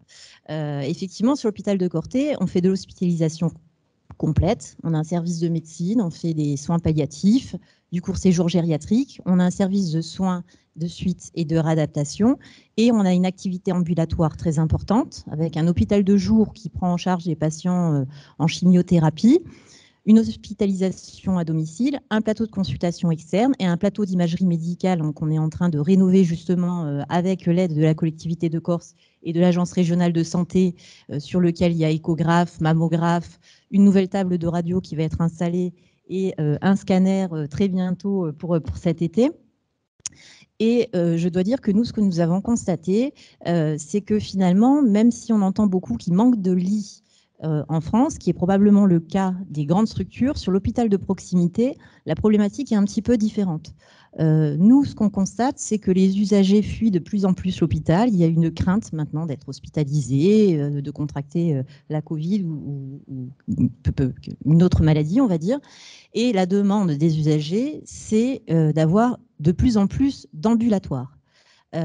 Et donc, nous, depuis 2 ans, on a développé en fait la technique d'aller vers l'usager. Ce qui fait que sur l'hôpital de jour, l'activité a doublé en l'espace de 2 ans et sur l'hospitalisation à domicile, de même. Donc, on a finalement développé des postes sur ces secteurs. Il est vrai que notre territoire est étendu, nous avons des villages reculés avec une population vieillissante et ces patients veulent être soignés chez eux le plus longtemps possible. Ce qui pose la question de la ressource, puisqu'effectivement, comme on le disait, nous avons beaucoup de difficultés à recruter et renouveler au moins les médecins généralistes. Et donc, on se retrouve dans la situation où finalement, ce sont les professionnels de santé de l'hôpital qui vont, eux, se déplacer au domicile en partenariat avec les libéraux. C'est le cas de notre hospitalisation à domicile. Il y a un médecin, un coordonnateur hospitalier, des infirmières de coordination qui travaillent en lien avec les infirmiers libéraux, le médecin traitant, les officines de ville pour intervenir au domicile du patient sur des soins qui sont d'ailleurs de plus en plus lourds. Nous avons des soins palliatifs énormément de fin de vie, ce qui pose aussi la question des constats de décès, de la gestion de la fin de vie, qui est quand même assez lourde sur le plan médical et pharmaceutique. Et donc, en fait, on constate véritablement que c'est une tendance assez importante, le développement de l'ambulatoire. On essaye aussi, nous, de notre côté, de renforcer les liens avec la médecine de ville. Donc, on a des jeunes médecins qui sont en activité partagée sur l'hôpital de Corté. Alors, l'activité complètement partagée, c'est parfois difficile pour eux puisque s'investir dans un cabinet médical lorsqu'on est sur un démarrage d'activité, c'est un investissement assez important. En revanche, ils s'intègrent dans l'organisation de l'hôpital en participant, par exemple, à la permanence des soins, en prenant des astreintes, des gardes sur le service de médecine, par exemple, ou au niveau de l'accueil médical non programmé, puisque nous avons également un petit service d'urgence avec une ligne de SMUR qui est organisée par le SAMU de B. Donc, ce sont des lignes de SMUR qui sont présentes sur le territoire de la Haute-Corse. Et nous avons une ligne de consultation médicale qui fonctionne avec des médecins ou des urgentistes et qui permet d'apporter une réponse à la population lorsqu'il y a une indisponibilité des médecins généralistes et lorsque les cabinets sont fermés. Et c'est véritablement un service important pour la population, notamment aussi parce qu'il y a eu l'université, donc on a une variation de population assez importante dans l'année avec la présence ou pas des universités, donc il faut pouvoir s'adapter à ce flux de population et on travaille de cette manière. Il est vrai que pendant la crise aussi, nous avons pu intervenir en tant qu'hôpital de proximité pour pouvoir faciliter les dépistages massifs. Nous avons ouvert le centre de vaccination et nous avons travaillé tout cela aussi en concertation avec les médecins libéraux, puisque lors de la première vague, les cabinets de généralistes étaient fermés et donc les médecins libéraux de Corté se sont regroupés pour assurer une permanence au sein des locaux de l'hôpital pour pouvoir assurer des consultations à tour de rôle. Donc moi je conçois vraiment l'existence de l'hôpital de proximité en lien intrinsèque véritablement avec la médecine de ville. En fait, nous avons besoin les uns des autres pour pouvoir fonctionner et c'est un véritable travail de réseau. On essaye au-delà de ça aussi de diversifier les consultations externes, c'est-à-dire le but du jeu, c'est d'éviter les déplacements de population, faire venir plutôt des praticiens sur l'hôpital de Corté, même si c'est une consultation par mois, c'est toujours ça. Ce sont des spécialistes de l'hôpital de Bastia, des spécialistes de l'hôpital d'Ajaccio, du fait de notre positionnement géographique, des praticiens qui soient publics ou libéraux, pour pouvoir apporter une palette de soins à la population. Donc on voit que l'hôpital effectivement s'ouvre aussi, devient perméable. On n'a pas cette citadelle imprenable de l'hôpital, mais bien au contraire, on va dans le sens d'une ouverture de plus en plus forte avec les acteurs du territoire, d'une coordination avec les acteurs du territoire. Je crois que c'est ce qu'on peut retenir un peu de ces échanges. Merci beaucoup. On peut applaudir nos intervenants. Merci pour cet exercice qui n'est pas facile. On voulait quand même donner la parole à la salle pour quelques questions. Alors, on court un peu après le temps, Graziella l'a dit tout à l'heure, mais ça nous paraît évidemment incontournable de voir si vous avez des précisions à demander, des remarques. On a une question ici, Morgane. Voilà. Je vous prierai de vous présenter brièvement et également de formuler des questions assez brèves pour que nos intervenants aient le temps de répondre. Merci beaucoup. Je suis François Agostine, je suis médecin généraliste et j'ai le privilège d'être, je dirais ça comme ça, président de la Fédération Corse pour l'innovation et la coordination en santé. Je dis le privilège parce que je vous ai bien écouté, M. Fleuret, c'était très, très intéressant. J'ai préféré Jon Snow, qui vraiment est quelqu'un qui a sauvé sans doute beaucoup de personnes à Sceaux, plutôt que votre idée de ce qu'est la maison de santé, mais j'essaierai tout à l'heure en aparté de vous persuader tout l'intérêt.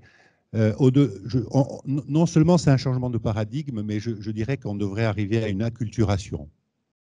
Comme on l'a dit tout à l'heure, moi je réfute le terme de désert médical. Par contre, je pense que nous sommes dans des déserts de santé, ça c'est sûr. Et comme l'a précisé Bianca, et comme tous les Les intervenants l'ont précisé, ce qui importe, évidemment, c'est la santé publique, c'est le soin. Monsieur le Président de l'Université a vraiment mis au cœur la problématique. En effet, nous sommes déjà un territoire pertinent, la Corse, justement, dans les représentations de systèmes complexes, je crois que pourrait être un exemple tout à fait intéressant. Je crois que aujourd'hui, la réponse à la problématique de santé ne doit pas passer uniquement par le soin. Ça a été dit, je crois qu'il faut que ça soit absolument répété. Évidemment, la collaboration ville-hôpital, on en parle depuis des lustres. Malheureusement, pour l'instant, nous sommes encore loin de la coupe aux lèvres. Et ça, c'est une évidence. Alors, à Corté, je note qu'il y a une volonté farouche, et ça, c'est très bien, mais il y a d'autres territoires où on n'en est pas là. Et entre la médecine dite libérale, la médecine de ville, on va dire, et l'hôpital, il y a encore ces freins absolument insupportables. Moi, je dirais qu'aussi, il faut analyser les territoires de manière pertinente et aussi, j'ai une formule que je vais répéter, que beaucoup entendent, et ça doit les gonfler d'ailleurs, que je dis souvent, malgré ma grande taille, je pense que small is beautiful, même small is wonderful. Je crois que c'est ça qui est intéressant. Je crois que la pertinence, c'est aussi de travailler sur des territoires pertinents.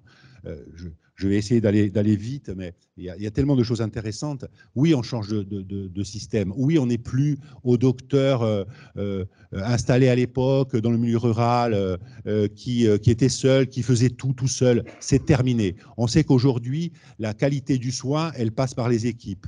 Moi, je prétends qu'à Calanzana, d'où je viens, où il y a une petite maison de santé, eh bien, il y a probablement plus de prise en charge et d'amélioration de la qualité de soins dans ce petit village, dans ce milieu rural, que dans certaines villes françaises, corse ou continentales, où les gens sont délaissés avec leurs pathologies chroniques, comme le disait Xavier. Aujourd'hui, une pathologie comme le cancer ou une pathologie comme le diabète de type 2, il ne peut pas être pris en charge uniquement par un médecin. C'est terminé. Ce n'est pas possible. Il y aura une perte de chance pour le patient. Donc, ce sont les équipes qui vont amener ça. Le médecin, en effet, il doit être un peu un chef d'orchestre. Mais il ne peut plus être dans le soin.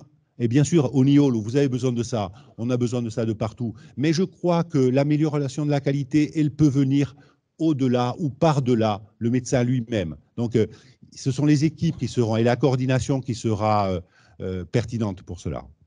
Merci pour votre témoignage. Peut-être, est-ce que ça amène une réaction? Oui, Sébastien, tu as été interpellé, donc.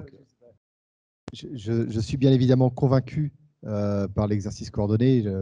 Je copilote un projet de recherche qui s'appelle Concert MSP, sur la concertation dans les MSP, où on analyse la façon dont les professionnels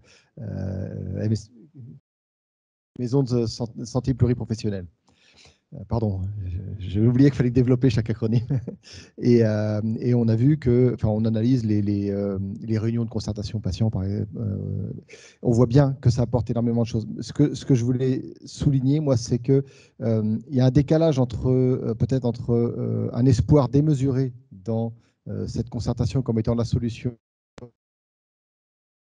aux déserts médicaux. Moi aussi, je suis, comme vous, très sceptique sur ce terme, parce que finalement, cet exercice coordonné, il se développe, il fonctionne, il est très utile et tout le monde l'apprécie parmi les professionnels, quand il y a eu un travail préalable qui fait qu'il est possible de construire ce travail coordonné ou en concertation.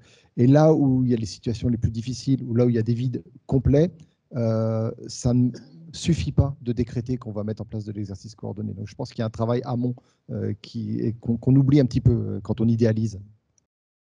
Merci, on en parlera justement tout à l'heure, je pense, avec Corinne, qui nous parlera de diagnostic, effectivement. Il y avait une question dans la salle. Oui, allez-y. Oui. N'oubliez pas de décliner votre nom. Oui, bonjour, je suis Dr Oki, je suis leader de la maison de santé de Plaine Orientale, qui est donc une zone très habitée et la seule qui n'a pas de plateau technique hospitalier. Je vais faire un petit rappel sur le territoire qui, à l'origine, avait une dimension purement animale. 3 hommes ont travaillé pour imaginer notre médecine moderne. Ces 3 hommes étaient Socrate, Platon et Hippocrate. Hippocrate a décidé que la médecine devait mettre en harmonie l'homme avec son environnement et avec la particularité de son environnement local. c'est déjà la définition du territoire. En même temps, ces 3 zones ont bâti un concept assez moderne qu'on appelle la démocratie.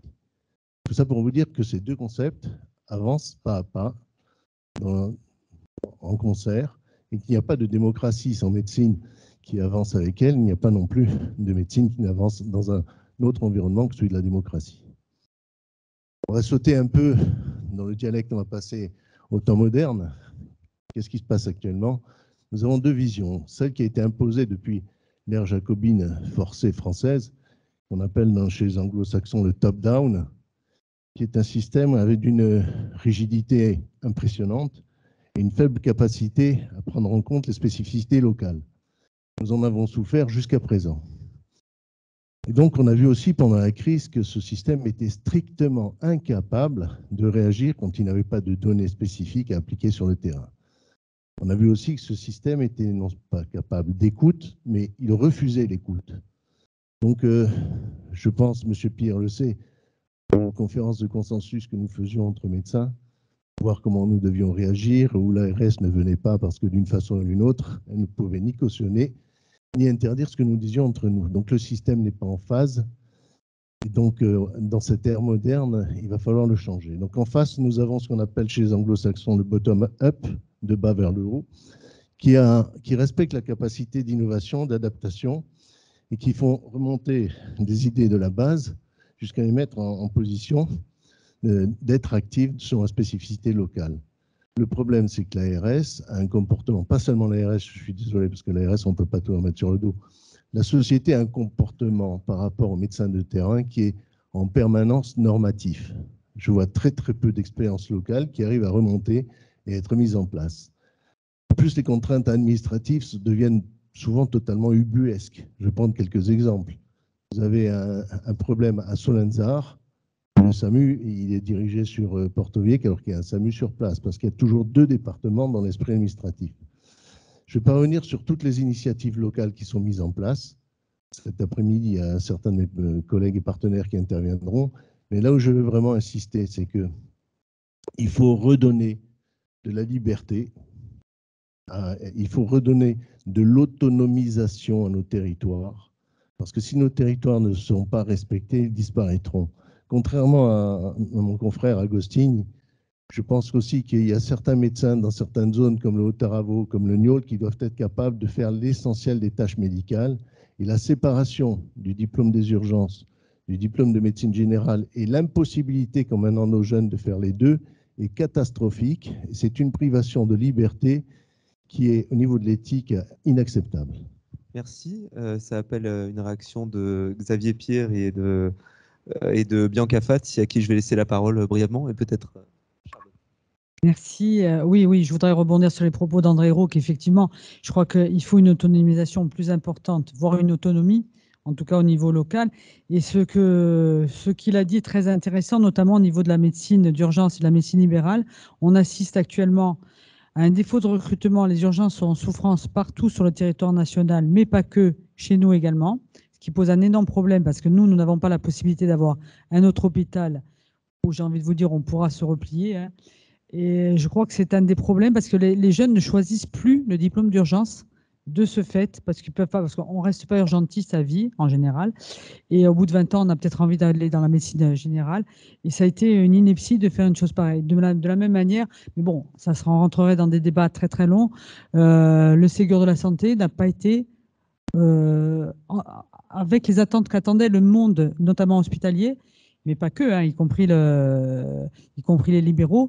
Mais franchement, au niveau hospitalier, ça a été en deçà de toutes les attentes, avec de surcroît une crise qui a duré pendant 2 ans. Et on le voit au niveau des infirmières libérales, et là je voudrais rejoindre François Agostini, chez nous en tout cas, elles sont incontournables dans le libéral, et heureusement qu'elles sont là, parce que sinon on aurait vraiment beaucoup de problèmes. Mais franchement, là je trouve que le compte n'y est pas du tout. Xavier Pierre, et un complément? Oui, alors rapidement, alors ce que vient de dire le docteur Roux, que j'y adhère complètement, mais c'est un peu dans l'esprit, même si on n'a pas eu trop le temps de le développer, mais c'est ça le changement de paradigme. C'est quelque part aujourd'hui, c'est la responsabilisation des acteurs de territoire qui doivent, au regard des besoins de la population, besoin de la population qui n'est pas évident et pas du tout évident à identifier, parce qu'on pourrait dire beaucoup de choses sur nos systèmes d'information et sur nos bases de données, la façon dont sont construites les bases de données dans un système très centralisé et très jacobin, et qui donne peu de place et parfois des interprétations, j'en ai relevé d'ailleurs quelques-unes, qui sont erronées par rapport à ce qu'on veut montrer. Donc l'idée quand même du changement de paradigme est hospitalo-centré, mais pas que. Hein.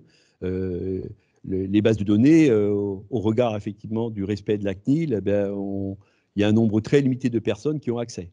Alors que finalement, dans beaucoup de pays, il y a une liberté de l'information qui circule et qui permet d'avoir des diagnostics de territoire beaucoup plus éclairés. Hein. Donc beaucoup plus fiables et beaucoup plus robustes. Ça, c'est un point.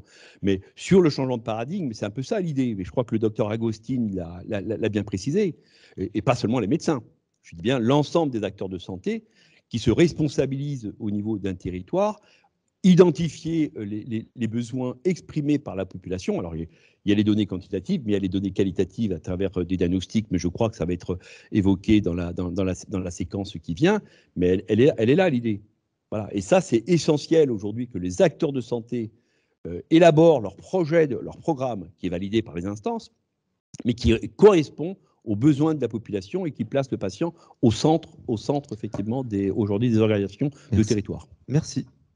Parfait. Charlotte, peut-être un complément. On prendra une dernière question après, effectivement, que je demanderai très bref. Je laisse juste Charlotte qui m'a demandé la parole pour réagir. Oui, moi je pense qu'on n'a pas suffisamment parlé de quelque chose aujourd'hui, c'est de la prévention. Donc effectivement, Sébastien en a parlé, on a vu la faible part de la prévention en France. Donc quand je vous parle de prévention, vous allez tous penser à la vaccination, mais pas du tout l'idée, parce que c'est forcément les sujets du moment. Mais très honnêtement, nous, ce qu'on a constaté, c'est que effectivement aussi dans le cadre de cette crise, beaucoup de gens se sont freinés, n'ont pas eu accès, comme ils le souhaitaient, aux soins, et ils arrivent à l'hôpital dans des états aggravés comme on n'a jamais vu.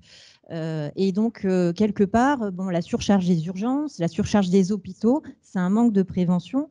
On pourrait très bien envisager de constituer des équipes, pas forcément des médecins, je suis d'accord avec le docteur Agostine, ça peut être aussi des infirmières qui sont formées à ça, parce qu'ils ont aussi des compétences, qui pourraient se déplacer auprès des populations et faire des évaluations de fragilité. Et quand on peut anticiper une fragilité, là on peut programmer une hospitalisation, la prise en charge est quand même beaucoup plus sereine et beaucoup plus agréable aussi bien pour l'usager que pour les médecins, puisque ça aussi, on parle de difficultés de recrutement des médecins, mais il faut reconnaître aussi que les praticiens ne veulent plus exercer de la même manière. C'est un exercice qui est devenu quand même maltraitant, il faut le dire. Et donc, je crois qu'il faut qu'on retrouve tous le moyen de concilier une qualité de vie professionnelle et familiale. C'est ce que recherchent les praticiens maintenant. Les jeunes médecins qui viennent à l'hôpital, ils veulent avoir une qualité de vie. Donc, on parle de la rémunération, mais il n'y a pas que ça. Et par exemple, sur un petit hôpital comme Corté, on a réussi à remonter le service de médecine parce que justement, ce n'était pas l'usine. C'est-à-dire qu'il y avait un taux d'occupation qui était correct, la possibilité de se poser, de véritablement voir le patient, faire les diagnostics, voilà, travailler en équipe. Et donc, on a réussi à remonter une équipe de plusieurs praticiens temps partiel. On a renoncé à avoir un temps plein parce que ça n'existe plus. Les praticiens veulent avoir la possibilité de se dire, bon, je travaille un petit peu à l'hôpital, puis je fais un petit peu d'intérim, je travaille plus ou moins en fonction aussi de mes contraintes familiales. Et il faut effectivement repenser les choses complètement différemment et véritablement avoir une réflexion de développement durable. Très bien. Une réflexion globale. Madame, je vous demanderai d'être assez brève, malheureusement, sur la question. Oui, je vais faire rapide et justement, c'est en rapport avec la prévention. Christine Simone, je suis directrice du service de santé au travail de Haute-Corse et je vais parler un petit peu de la santé, mais de la santé pas que du patient, la santé du salarié. En fait, aujourd'hui, les services de santé au travail ont une particularité, c'est que nous, on est plus accompagnés par le ministère du Travail que par le ministère de la Santé. On suit des agréments, on répond à pas mal de choses. Et par contre, tous les jours, on reçoit des gens qui sont soit en bonne santé, qui viennent juste faire une visite régulière chez nous, soit des personnes qui ont développé des incapacités ou suite à accident. Et une chose qui me semble importante quand on repère aujourd'hui, quand on veut travailler dans la prévention dans la santé, c'est bien prendre en compte les expositions, bien prendre en compte la situation dans laquelle les gens sont pour une grande partie de leur vie, c'est-à-dire dans le cadre du travail, que ce soit les médecins, mais aussi tout à chacun. On a énormément de temps de notre vie qui est consacré au travail et finalement pas beaucoup d'accompagnement et de travail sur les expositions. Donc, les services de santé au travail appuient, renvoient vers la médecine de ville, renvoient vers les spécialistes. Mais je pense qu'aujourd'hui, plus qu'hier, et quand on parle d'approche systémique et globale, c'est important aussi de prendre ce côté-là en compte. Cette dimension-là. Merci. Peut-être une réaction de Bianca Fati, peut-être, vu l'approche systémique et globale. Juste revenir sur ce que disait Madame Lhomme. C'est vrai que la prévention, j'en ai parlé lors de mon propos. Je voudrais juste vous citer, la collectivité travaille actuellement un gérontopôle. Il y en a peu qui existent sur le territoire national. Et on avait fait venir, je vois Dr Pancras dans la salle, une praticienne universitaire hospitalisée de l'hôpital de Toulouse. Et j'en profite pour en parler à mes collègues libéraux. C'est vraiment une approche en amont du patient âgé pour éviter des hospitalisations qui sont souvent délétères et pas toujours utiles à mon sens. Donc il faut vraiment qu'on arrive à avoir une prise en charge en amont des patients notamment âgés qui ne viennent pas à l'hôpital alors que ils sont souvent très isolés ensuite et on l'a vu notamment pendant la crise. Donc vraiment un travail important sur la prévention. Très bien, ce qui rejoint effectivement vos propos, prévention multiple. Mais voilà qui conclut cette table ronde. Merci beaucoup aux intervenants, merci beaucoup aux participants dans la salle. On continuera de garder cette forme d'interactivité. Je vous propose de faire une pause d'une quinzaine de minutes, pas plus, pour qu'on puisse maintenir un maximum le timing. Merci. Dizaine de minutes, me dit-on. Donc on reprend à 11h20.